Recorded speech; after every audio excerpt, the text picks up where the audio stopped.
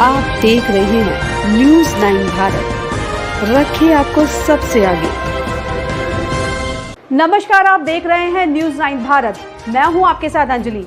देश और दुनिया की तमाम अहम खबरों पर आइए डालते हैं एक नजर। मेडिकल एजुकेशन में 27% ओबीसी और 10% आर्थिक रूप से कमजोर छात्रों को आरक्षण देने का केंद्र सरकार ने फैसला लिया है। इस फैसले पर और समाजवादी पार्टी के राष्ट्रीय अध्यक्ष अखिलेश यादव ने भारतीय जनता पार्टी पर निशाना साधते हुए इस फैसले को अपनी जीत बताया है।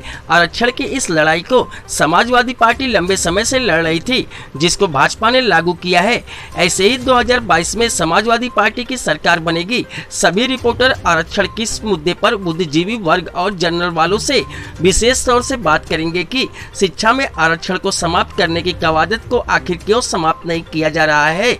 आर्थिक रूप से कमजोर छात्रों को आरक्षण मिलना उचित है, लेकिन जातिगत आरक्षण को शिक्षा में लागू करना कितना सही और कितना गलत है।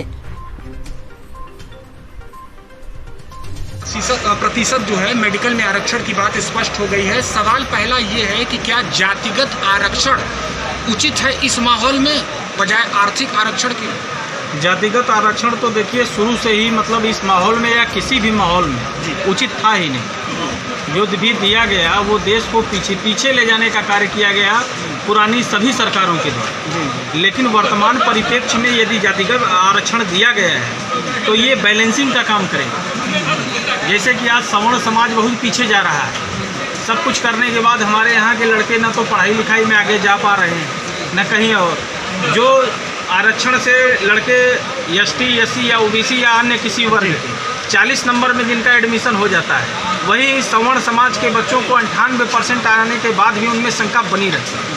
इसलिए आरक्षण का तो भाई प्रावधान है शुरू से ही गलत। लेकिन यदि सरकार ने इस समय आर्थिक आधार पर ईवीएस कोटे के तहत 10% का आरक्षण दिया है तो ये बहुत अच्छी पहल है। समाज को बैलेंस करने का काम किया है उत्तर प्रदेश सरकार ने, योगी सरकार। इसको लेकर के भी सियासत शुरू हो गई है। इसको लेकर के भी सियासत शुरू हो गई। अखिलेश यादव ने कहा है कि ये पहल मेरी थी और इस फैसले को अपनी जीत बताया। इस पर आपका क्या कहना है? इस फैसले को अखिलेश यादव जी भले ही अपनी जीत बता रहे हैं, लेकिन इस सरकार, वर्तमान सरकार से पहले उनके पिताजी की सरकार थी, उसके बाद अखिलेश यादव की भी सरकार आई, बहन जी की भी सरकार थी। तमाम प्रकार के लोगों की सरकार उत्तर प्रदेश में आती गई है और जाती गई।